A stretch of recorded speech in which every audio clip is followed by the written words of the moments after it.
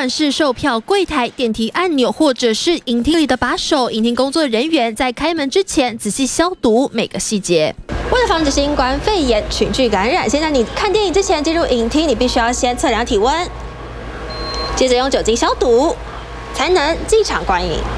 为了避免新冠肺炎疫情扩散，指挥中心公布大型营业场所指引，电影院清洁人员会为进场的民众测量体温，进行症状评估。如果有发烧或是呼吸道症状的人，就会被劝导离场，并且退票。另外，也会建议民众进入影厅之前必须佩戴口罩。如果他是在现场购票的话，我们都会尽量以错开的方式帮大家选位。其实实际上的来客数也会因为最近电影的一些调整而有大概3-4成的减少。业者坦言，因为疫情关系，生意的确有受到影响。另外，根据指引，包括电梯按钮、手扶梯、健身器材以及娱乐设施，都必须要经过清洁消毒。同时，也建议客人间距必须保持在1公尺以上，或是利用梅花座控管人数，避免过度拥挤。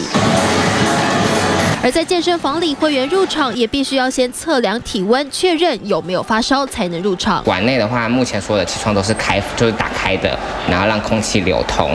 那我们馆内目前的有氧课程，因为群聚的关系，所以就是先暂停。去年比起来的话，其实已经有普遍的下降，就是大概少了70%的客人。电影院、健身房、百货商场以及旅馆，还有室内游乐场等大型民众会聚集的场所，都要经过全面的消毒，因应新冠肺炎，各行各业防疫再升级，避免发生群聚感染。解析日中外山台北采访报道。